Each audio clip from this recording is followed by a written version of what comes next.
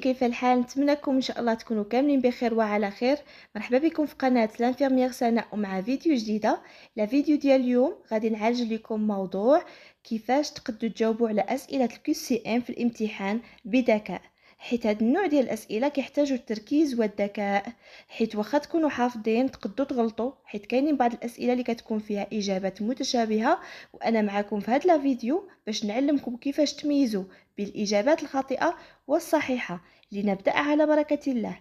أولا، نهار الامتحان إن شاء الله مشيو وانتم عندكم الثقة في نفسكم. دخل الامتحان وانت تايق في نفسك انك قادر تجاوب على ديك الاسئله ديال الكي سي ام، حيت الخوف كيدخلكم في واحد النوبه ديال الهلع اللي ما كتخليش تركيزكم يكون 100%. هذه اول حاجه، ثقه في النفس.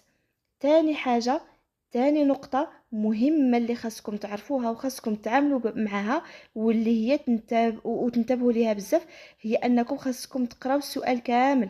عمركم تقراو غير نص السؤال وتجاوبوا، نو، قراوه كامل وعاودوا واحد المرة السؤال، وخذوا ورقة ديال الوسخ، جاوبوا الإجابة ديالكم الخاصة نتوما اللي عارفينها قبل ما تشوفوا الاقتراحات اللي عطاوكم. منين تشوفوا الاقتراحات صافي كتختاروا 100% الجواب الصحيح، لانكم ديجا درتوه لراسكم. هاد الطريقه ما كتخليكمش تشكوا في الاختيار ديالكم نهائيا. يعني قراو السؤال المره الاولى وقراوه المره الثانيه ديريكتومون، ما تشوفوش في الاقتراحات.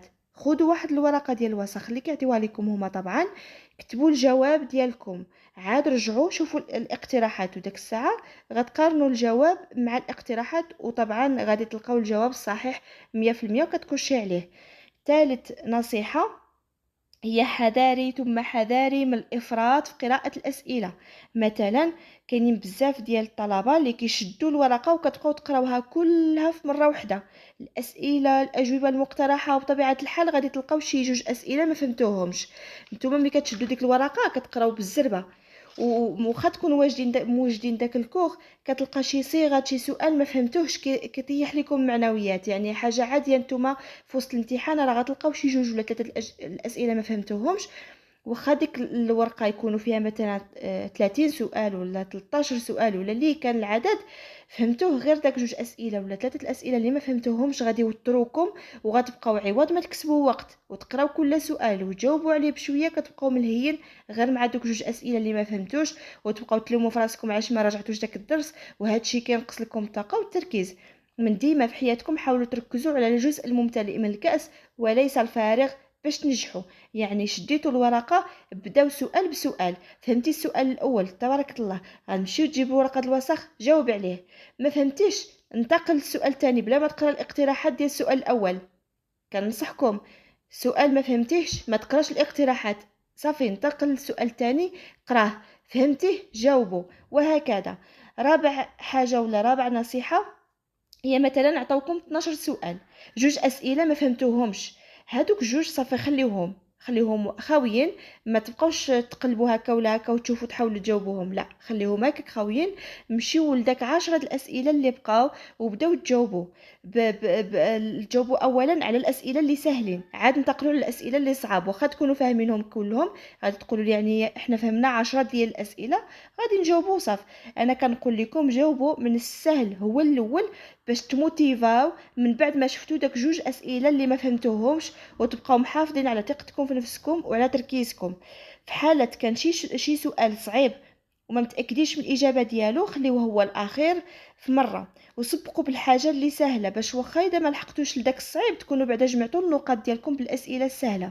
واحد النقطه نوصيكم عليها هي في حاله اذا تعطى لكم شي نص شي باراغراف هكا صغيره، كيكون مثلا جمله السؤال فيه دو فراز ولا تخوا فراز، حاولوا تركزوا ولا تسطروا على الكلمات اللي شفتوهم تما اساسيين، باش كتكسبوا وقت. داك جوج جملات حاولوا تسطروا بقلم رصاص على داك الكلمات اللي نتوما فهمتوهم، باش كتمشيو ملي كتحط لكم الاقتراحات كتمشيو نيشان دوك الكلمات اللي سطرتوهم في ديك الباراغراف ولا في ديك دو فراز. هاد الطريقه غادي تخليكم انكم تكسبوا وقت اكثر، حيت نتوما غادي تقراو ديك الجوج الجمل ولا داك النص، منين غادي تشوفوا الاسئله غادي تمشيو ديريكت تعاودوا تقراو. ملي غتشوفوا الاقتراحات غادي تضطروا انكم تعاودوا تقراو، هكا غادي تفقدوا الوقت. نقطه اخرى مهمه هي ما عمركم تخالفوا الجواب الاول اللي درتوه. كتلقاكم قريتوا السؤال، درتوا الجواب في ورقه الوسخ، قريتوا الاقتراحات واختاريتوا، في الاخير كتبقاو تشكوا في راسكم واش نيشان ولا لا. هذا غير وسواس، حاولوا تحيدوه منكم. خامس نصيحة هي ديما بحثوا على أدوات النفي وانتبهوا لهم، حيت أغلبية الكي سي ام كيكونوا فيه دي كيستيون بياج كيحاولوا يصيدوكم بهذا المعنى.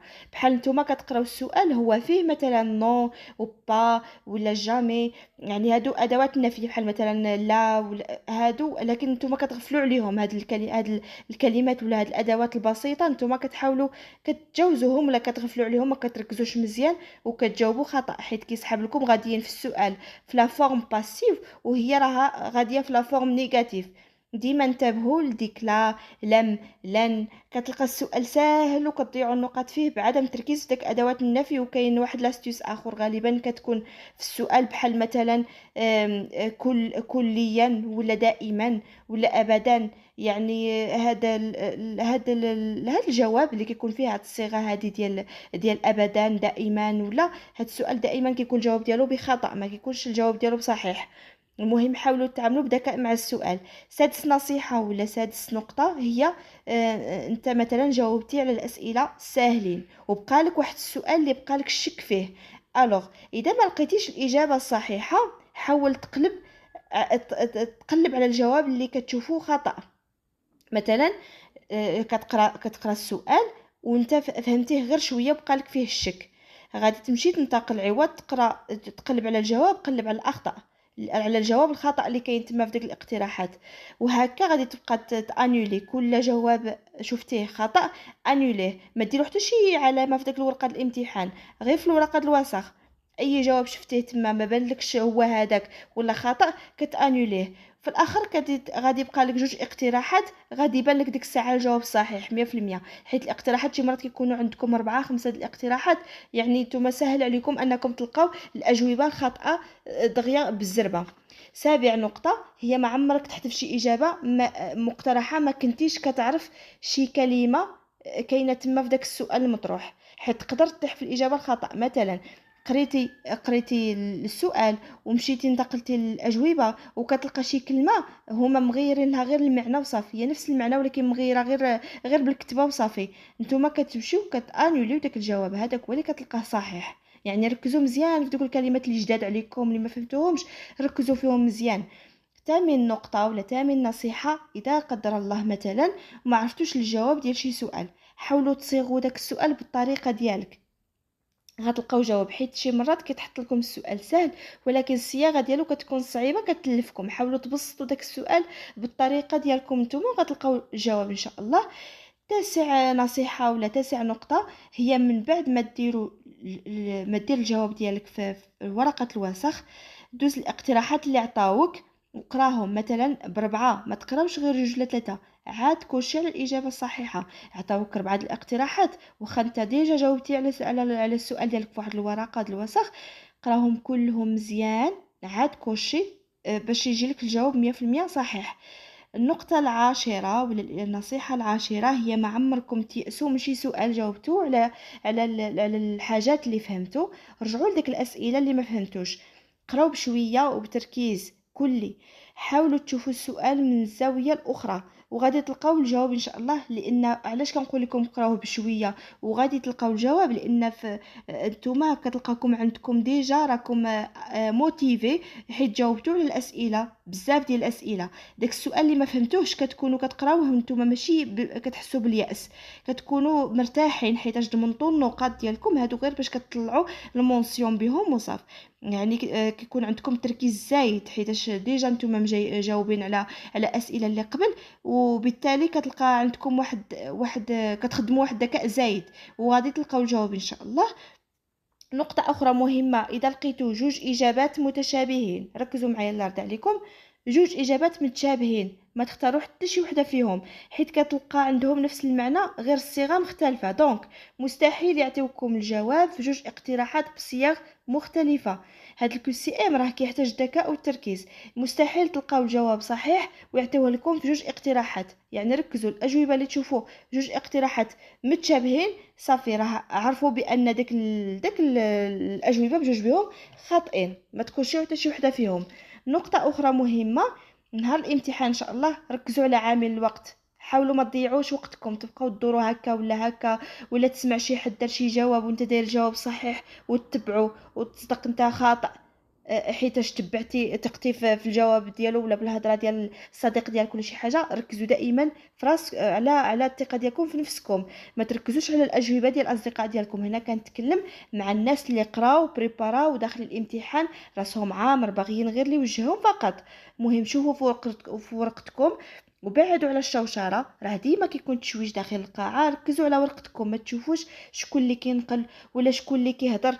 انت اعتبر راسك كدوز في قاعه بوحدك باش الذهن ديالك يبقى صافي وبالتالي جاوب مزيان. حيت شي مرات كتلقاك انت موجد وفاهم مزيان، غير اون فوا الدور مثلا تلقى الزملاء ديالك في لاصال كينقلوا من بعضياتهم ولا شادين تليفون ولا شي حاجه، فحال اللي تعزع عليك الثقه ديالك في نفسك. كتقول انا درت مجهود وهادو غير كينقلوا صافي، هادو يقدوا يجاوبوا يقدوا يجيبوا نقطه بحالي يقدوا يسبقوني. هاد التشويش هذا اللي كديرو في الذهن ديالك ماشي وقته. يعني تقدر تخرج على برا وتبقى تقول هادشي مع راسك، تبقى تقول علاش هادوك نقلوا، علاش خلاوهم ينقلوا، انا وجدت غادي يقدوا هما ينجحوا وانا ما نجحش.